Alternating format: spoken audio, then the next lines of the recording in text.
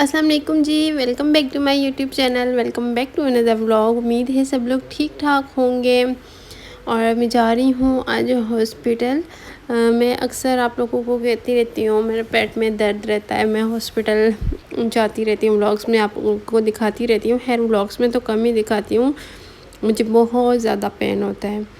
तो यहाँ पे मैं कपड़े चेंज करने लगी थी, ये वाला सूट पहनने लगी हूँ और ये शॉपर है, इसमें कुछ फाइल्स वगैरह रखी हैं और कुछ रखनी है, वो लेके जानी है क्योंकि मेरी तबीयत कल से बहुत ज़्यादा ख़राब है। रात को भी हम गए थे और वहाँ पे चेकअप करवाया। अटक में इतने ज़्यादा डॉक्टर्स के पास में गई, वहाँ पे चेकअप करवाया, उन्होंने कहा कि ऑपरेशन होगा। और अभी फिर हज़रो जा रहे हैं, यहाँ पे एक डॉक्टर है उसको चेकअप करवाया है। और फिर अभी फिर हम अटक जा रहे हैं, हज़रों से होके फिर अटक जा रहे हैं। मतलब आज 2-3 दिन हो गए मैं मुसलसल हॉस्पिटल जा जा के थक गई हूँ। जिसके पास जाती हूँ वही कहते हैं ऑपरेशन का। तो बस आप लोग दुआ करें कि अल्लाह पाक बेहतर करें, अल्लाह पाक आसानियाँ पैदा करें सबके लिए, और जितने भी बीमार हैं अल्लाह पाक सबको शिफा दें। बीमारी बहुत बहुत बुरी चीज़ है। मैं कहती हूँ जब से मेरी शादी हुई है ना, ऐसी मुझे किसी की नज़र लगी है ना, कहते हैं नज़र तो हक़ है, वो तो लगती ही है, किसी की बुरी हो या अच्छी हो। तो मेरी ऐसी हालत हुई हुई है कि मैं आप लोगों को ना बता नहीं सकती। मतलब मेरे 10 महीने हुए शादी को, मेरा एक अपेंडिक्स का ऑपरेशन हुआ है 2-3 दफ़ा। फिर मुझे मतलब पेट में मुझे मुसलसल दर्द रहता ही रहता है।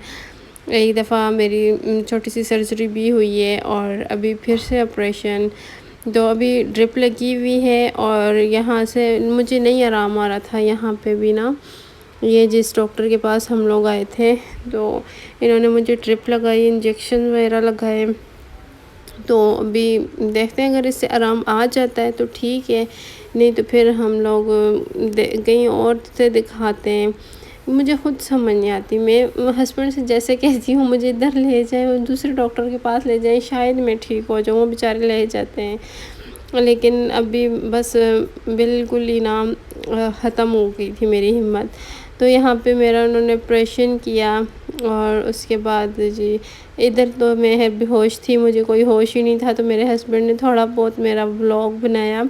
अच्छा, मुझे ना ये स्टमक का बहुत ज़्यादा इशू है, तो उसका उन्होंने ना ऑपरेशन किया है और अभी भी मुझसे बोला नहीं जा रहा। मैं इतनी मुश्किल से वॉइस ओवर कर रही हूँ क्योंकि काम है, काम तो करना है।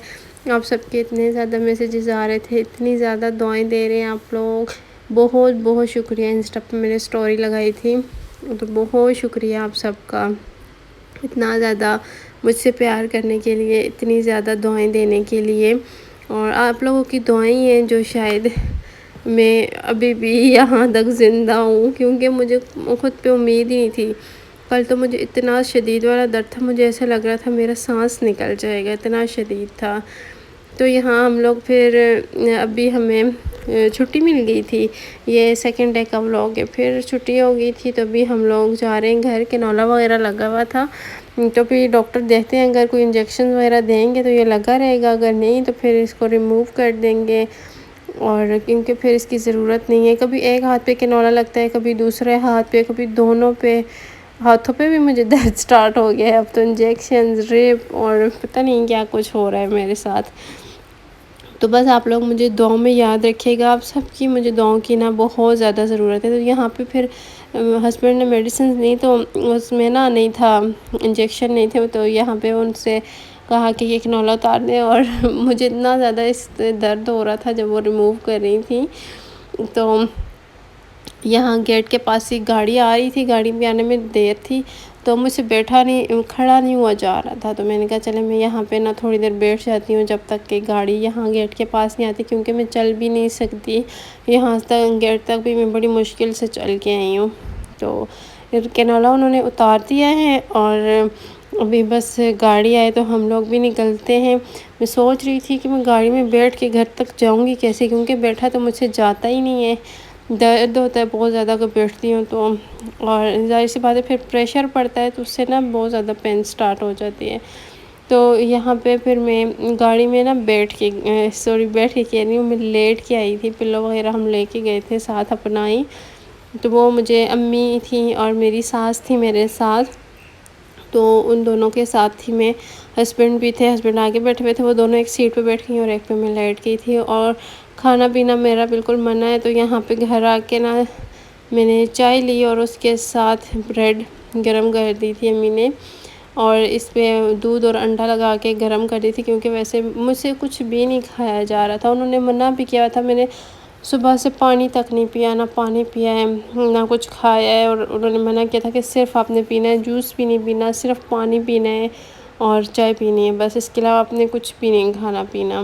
تو یہ خیر پھر میڈیسن وغیرہ میں بھی لینے لگی ہوں، اور تھوڑا سو جاؤں گی، کیونکہ اتنے زیادہ مجھے چکر آتے، اٹھا بھی نہیں جا رہا مجھ سے، میری ایسی حالت ہوئی ہے۔ تو ابھی بس ہمیں میڈیسن دے رہی تھی تو امی سے یہ کھل نہیں رہا تھا۔